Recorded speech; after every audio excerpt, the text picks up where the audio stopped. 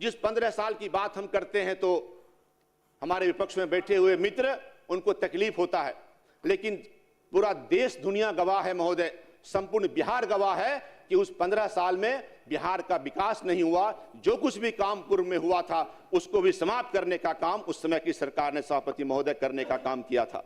कि वे आरोपों की दीवार बनाते रह गए, आप आरोपों की दीवार बनाते रह गए, हम विकास की इमारत खड़ी करते चले गए। वे वादों की किताब लिखते रह गए, हम हर पन्ने को हकीकत में बदलते चले गए। कि विशेष राज्य का दर्जा चलिए सब मांग करते हैं। अरे आप तो 15 साल वहां बैठे हुए रहे इस तरफ, और 15 साल आपकी सरकार रही। उस समय तो केंद्र विशेष राज्य का दर्जा देने की परिपाटी थी केंद्र में कमजोर राज्यों को, लेकिन आपने तो एक बार भी जाकर के विशेष राज्य का दर्जा का मांग नहीं किया। आप पता करिए बिहार के सामने आज कोई दस्तावेज आज आपके पास नहीं है, कोई मीडिया में खबर नहीं है, आपने मांगा ही नहीं बिहार के विशेष, और आज आप बिहार के विशेष राज्य की दर्जा। सभापति अध्यक्ष महोदय, पर इतिहास गवाह है महोदय कि बाज बनने के लिए सिर्फ सपना नहीं, दूरदृष्टि, साहस और निरंतर परिश्रम चाहिए, जो शब्दों से नहीं उपलब्धियों से साबित होता है। ऊंचाइयों पर पहुंचना बड़ी बात नहीं है, ऊंचाइयों पर पहुंचना बड़ी बात नहीं है, वहां टिके रहना असली चुनौती है। माननीय अध्यक्ष महोदय, आपने मुझे जो 2026-27 के वार्षिक आय व्यय बजट पर बोलने की अनुमति दिया है महोदय, उसके लिए मैं आपके प्रति कृतज्ञ हूं। महोदय, बजट किसी सरकार या संस्था का एक वित्तीय रूपरेखा होती है महोदय, जिसमें एक निश्चित अवधि, आमतौर पर 1 साल के लिए अनुमानित व्यय और प्रस्तावित व्यय का विवरण उसमें दिया जाता है महोदय। यह दस्तावेज सरकार की या उस बजट जिस संस्था की बजट होती है महोदय, उसके नीतियों, उसकी प्राथमिकताओं और विकास योजनाओं को दर्शाता है। महोदय, मैं इस सदन में प्रस्तुत राज्य सरकार के बजट 2026-27 का स्वागत एवं उसके समर्थन में बोलने के लिए खड़ा हुआ हूं। महोदय, यह बजट जनता की अपेक्षाओं और सरकार की प्रतिबद्धताओं का प्रतिबिंब है। गरीब, किसान, नौजवान, महिलाओं के हित में उसके हित को केंद्र में रखकर यह बजट बिहार के विकास को एक नई ऊंचाइयों पर ले जाने का संकल्प दिखाता है। यह केवल आंकड़ों का दस्तावेज नहीं है महोदय, 2006-07 में राज्य सरकार के द्वारा बिहार के कमजोर, शोषित, पीड़ित, दिव्यांगों के कल्याण के लिए और उस समय से लगातार माननीय मुख्यमंत्री आदरणीय नीतीश कुमार जी के नेतृत्व में समावेशी विकास की परिकल्पना के आधार पर राज्य में लगातार विकास का काम महोदय हो रहा है। और इसके लिए हर वर्ष योजना बनाना, उस योजना के लिए संसाधन जुटाना और उस पर पूरी तत्परता के साथ काम करके बिहार को विकास के रास्ते पर ले जाने का लक्ष्य सरकार का रहा है महोदय। 2004-05 में हम बात करते हैं तो 23,885 करोड़ का वह बजट उस समय होता था। आज महोदय लगभग 20 साल के बाद जब इस बजट को रखा गया है तो यह बजट महोदय 3,47,589 करोड़, लगभग 15 गुना बजट का आकार बढ़ा है महोदय। लोग कहते हैं कि बजट का केवल साइज बढ़ा, लेकिन मैं सदन में यह बताना चाहूंगा सभापति महोदय कि बजट का आकार बढ़ने के साथ साथ जो महत्वपूर्ण विकास का जो पैमाना है महोदय, वह बिहार का विकास दर भी लगातार बढ़ा है। और 2024-25 में महोदय वर्तमान मूल्य पर बिहार का विकास दर 13.1% महोदय रिपोर्टिंग हुआ है, आया है, जो राष्ट्रीय विकास दर 9.8% से भी अधिक है महोदय। और इस बजट का यह अनुमान है कि जब 2025-26 फाइनेंशियल ईयर पूरा होगा, 26-27 का यह बजट जब पूरा होगा, तो राज्य का विकास दर महोदय 13.1 से बढ़कर लगभग 14.9 यानी 15% विकास दर हासिल होगा महोदय 2027 के अंत में। और जो केंद्रीय बजट आया है महोदय केंद्र सरकार का, उसमें भी यह अनुमान लगाया गया है कि उसका जब बजट पूरा होगा 2026-27 का, तो पूरे देश का राष्ट्रीय विकास का जो महोदय दर रहेगा वह 10% रहेगा, जबकि बिहार का 15% रहने का महोदय अनुमान लगाया गया है। यह एक बहुत बड़ी बात महोदय है।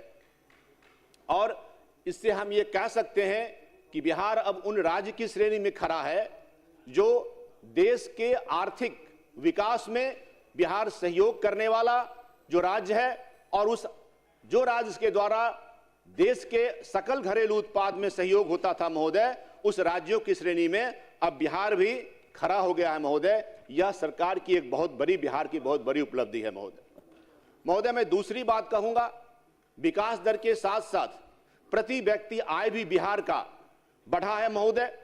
किसी राज्य का प्रति व्यक्ति आय उस राज्य के अंदर विकासात्मक गतिविधियों को करने से उससे जो सामान्य लोगों के को क्या फायदा होता है महोदय, इसको मापने का, इसको मेजर करने का प्रति व्यक्ति आय एक बहुत बड़ा फाइनेंशियल पैरामीटर है।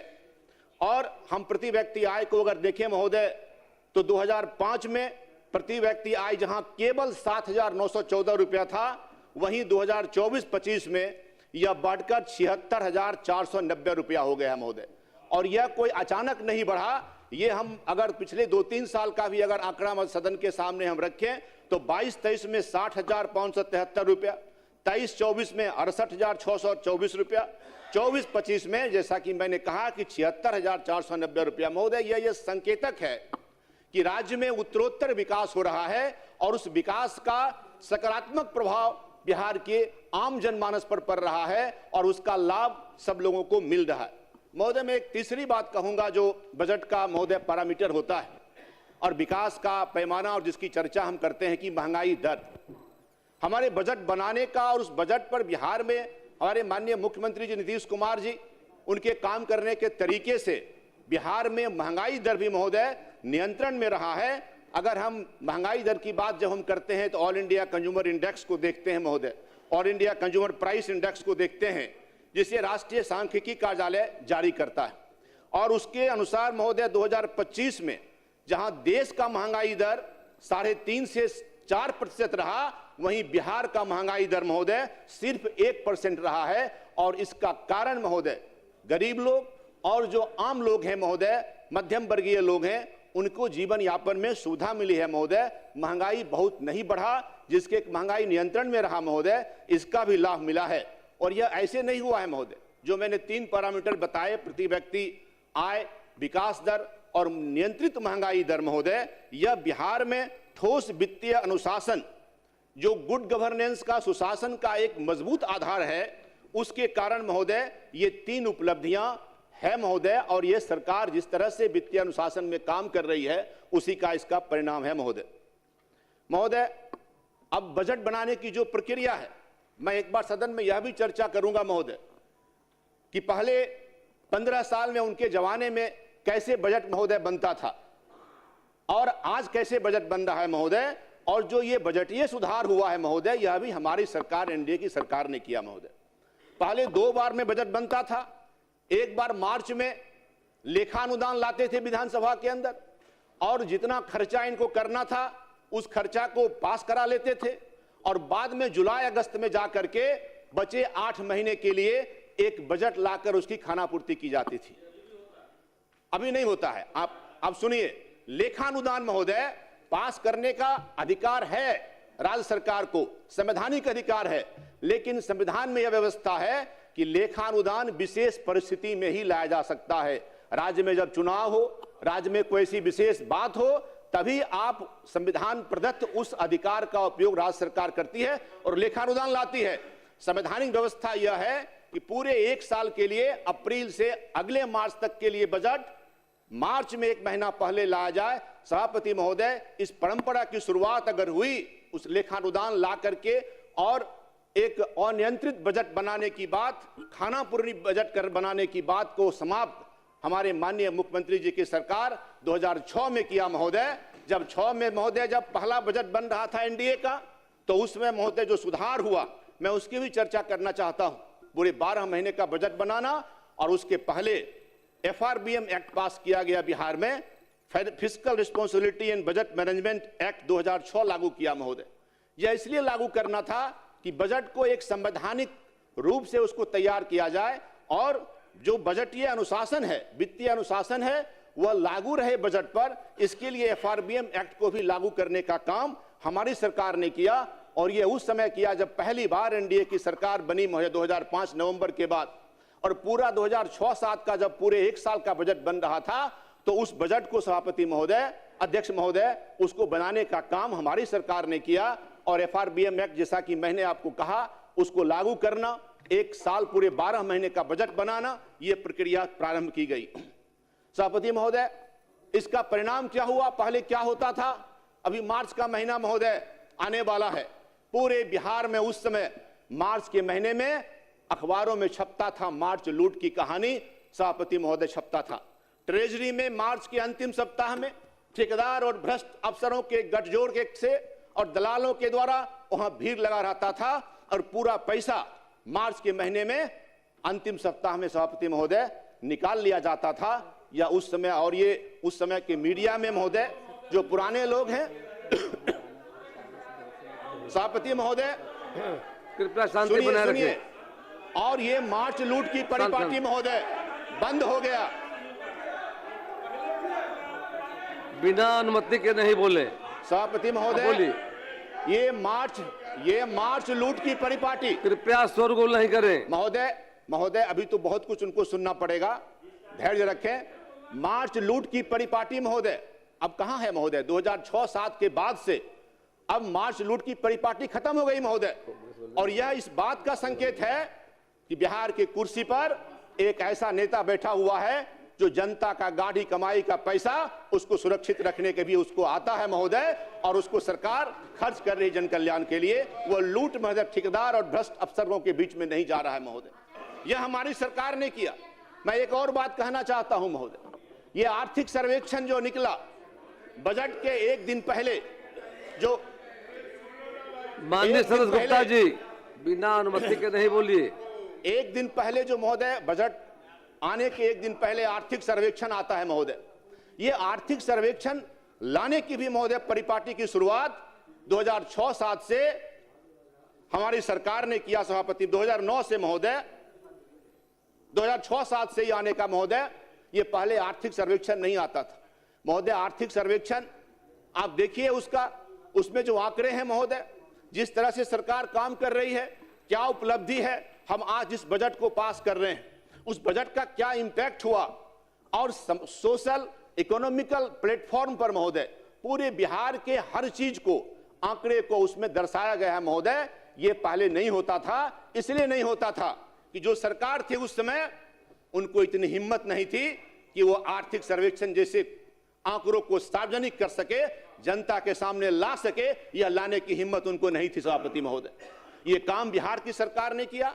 और जो आंकड़े हैं महोदय, जो हम काम कर रहे हैं, हमारी सरकार काम कर रही है, विकास के पैमाने पर जो उपलब्धियां हुई है, हम जहां तक पहुंचे हैं महोदय, उसको जनता के सामने, मीडिया के सामने, देश और दुनिया के सामने आर्थिक सर्वेक्षण के माध्यम से प्रकाशित करने का अगर हिम्मत हुआ है तो वह माननीय मुख्यमंत्री नीतीश कुमार की सरकार को हुआ है महोदय, और वो काम हम कर रहे हैं सभापति महोदय। महोदय आज जब हम बात करें 2006-07 से, तो लगातार बिहार विकास के रास्ते पर अग्रसर है महोदय। माननीय मुख्यमंत्री नीतीश कुमार जी और एनडीए की सरकार के प्रयासों और उनके संकल्पों के कारण महोदय आज बढ़ रहा है। एक स्थिर सरकार, एक मजबूत सरकार आज बिहार में है महोदय। मैं चर्चा कर रहे थे, उधर से खड़ा होकर के बोल रहे थे। मैं आपको बताना चाहूंगा कि बिहार के प्रथम मुख्यमंत्री डॉक्टर श्रीकृष्ण सिंह के बाद लगभग 29-30 साल सभापति महोदय 1961 से 1990 के बीच में, इस 29 वर्षों में अध्यक्ष महोदय बिहार के 23 मुख्यमंत्री बदलने का काम किया। 23 मुख्यमंत्री हुए, 3 दिन 5 दिन से लेकर के, और अधिकतम 3 साल तक के मुख्यमंत्री बनते रहे महोदय।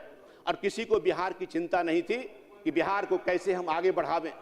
और उसके बाद सभापति महोदय 1990 के बाद जो सरकार आई अध्यक्ष महोदय, 90 से 2005 तक, जिस 15 साल की बात हम करते हैं तो हमारे विपक्ष में बैठे हुए मित्र उनको तकलीफ होता है, लेकिन पूरा देश दुनिया गवाह है महोदय, संपूर्ण बिहार गवाह है कि उस 15 साल में बिहार का विकास नहीं हुआ। जो कुछ भी काम पूर्व में हुआ था उसको भी समाप्त करने का काम उस समय की सरकार ने सभापति महोदय करने का काम किया था।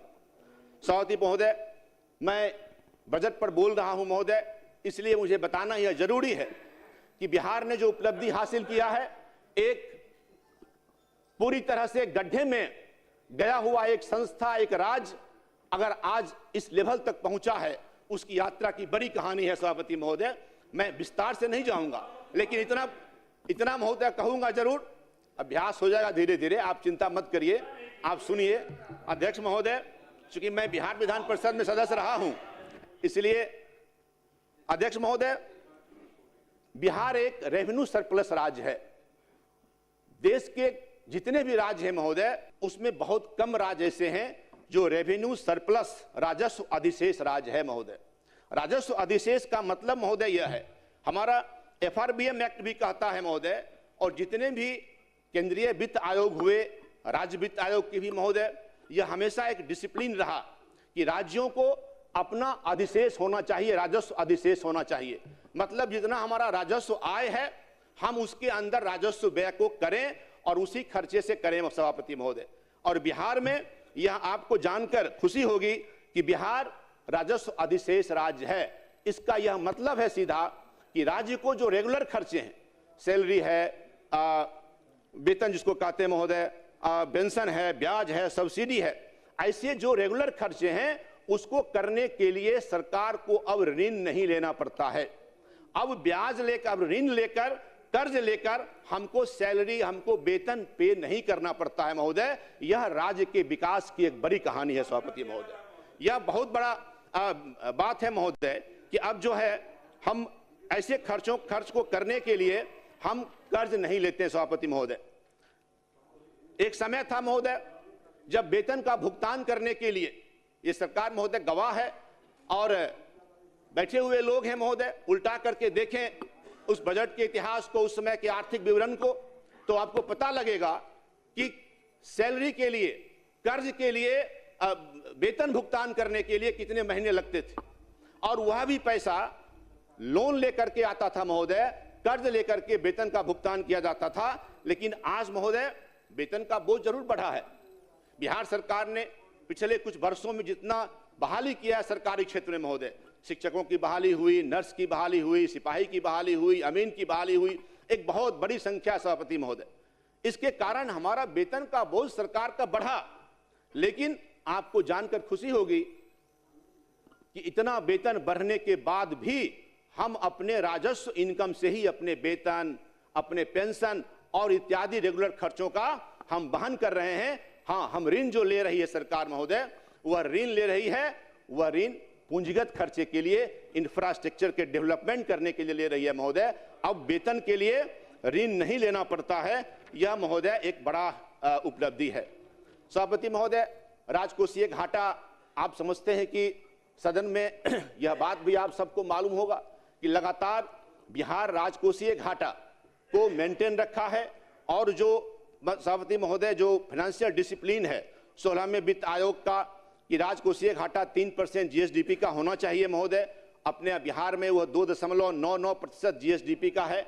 और इसलिए राजकोषीय घाटा भी महोदय ठीक है। सभापति महोदय, बिहार को विकास को गति देने के लिए जहां हमारे माननीय मुख्यमंत्री जी काम कर रहे हैं, साथ में महोदय 2014 से ही देश के लोकप्रिय प्रधानमंत्री आदरणीय नरेंद्र मोदी जी का बिहार के प्रति जिस तरह का सहयोग रहा है महोदय, वह भी मैं सदन के सामने बताना चाहता हूं सभापति महोदय।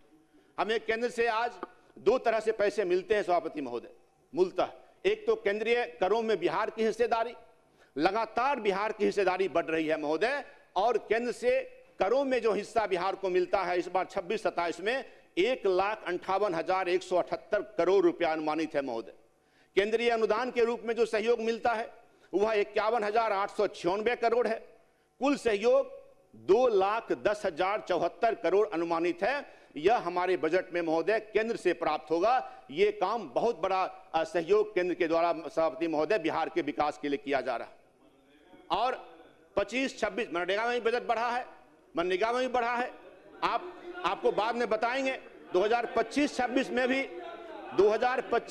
में भी महोदय यह लगातार 2025-26 जो पिछला वित्त वर्ष था महोदय, उसमें भी 1,43,069 करोड़ केंद्रीय करों का और 54,758 करोड़ का केंद्रीय अनुदान कुल 1,97,827 करोड़ और इस साल पिछले साल की तुलना में 13,000 करोड़ ज्यादा मिलने का अनुमान बजट में सभापति महोदय है।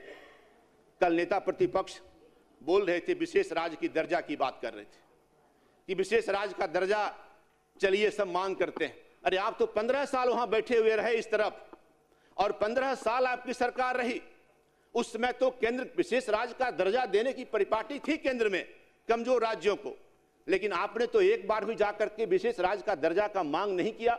आप पता करिए, बिहार के सामने आज कोई दस्तावेज आज आपके पास नहीं है, कोई मीडिया में खबर नहीं है, आपने मांगा ही नहीं बिहार के विशेष, और आज आप बिहार के विशेष राज्य की दर्जा। सभापति अध्यक्ष महोदय, अध्यक्ष महोदय, अध्यक्ष महोदय, शांति बनाए रखिए प्लीज। अध्यक्ष महोदय, बोलिए। अब बिहार को विशेष राज्य के दर्जा की महोदय अब जरूरत भी नहीं है।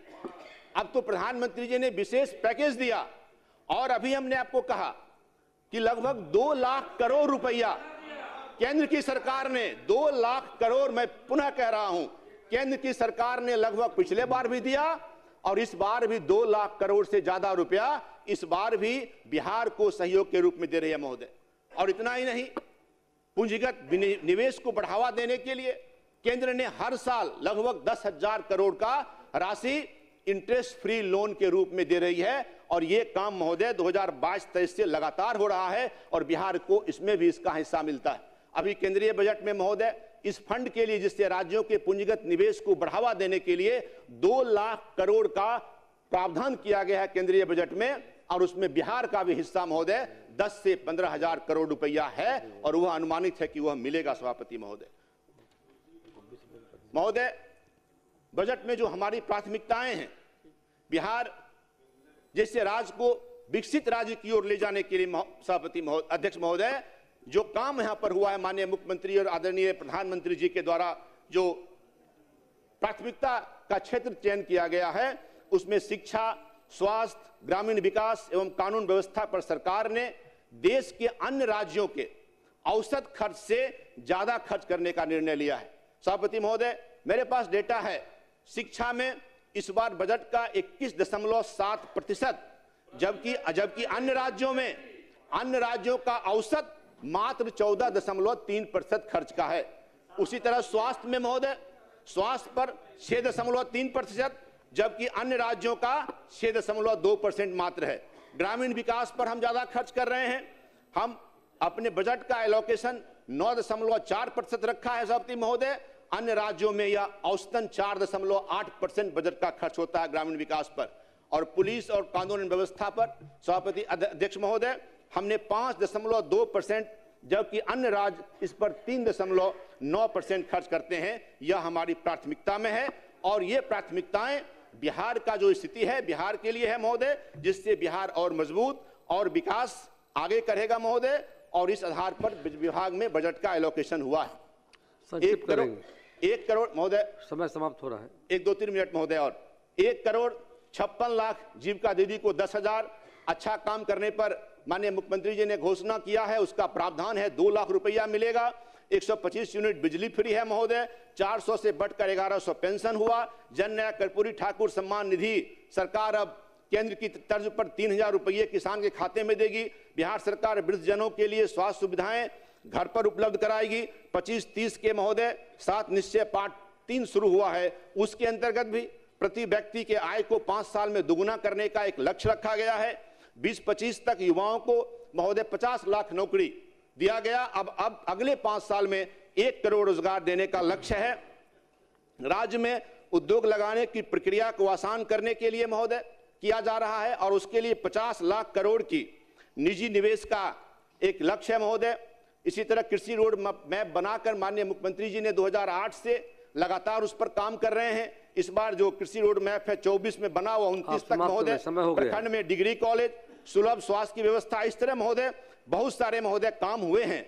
मैं चूंकि समय कम है महोदय, इसलिए मैं सिर्फ ये कहूंगा अंत में महोदय, 1 मिनट में बात समाप्त कर रहा हूं। कल बहुत सारी बातें हो रही थी, मैं तो यही कहूंगा और माननीय मुख्यमंत्री जी के लिए महोदय कि वे आरोपों की दीवार बनाते रह गए। आप आरोपों की दीवार बनाते रह गए, हम विकास की इमारत खड़ी करते चले गए। वे वादों की किताब लिखते रह गए, हम हर पन्ने को हकीकत में बदलते चले गए। महोदय, कल बाज की बात हो रही थी, बाज का सदन में बाज की उड़ान का जिक्र हुआ महोदय, कि बाज की उड़ान, महोदय समाप्त हो रहा है महोदय।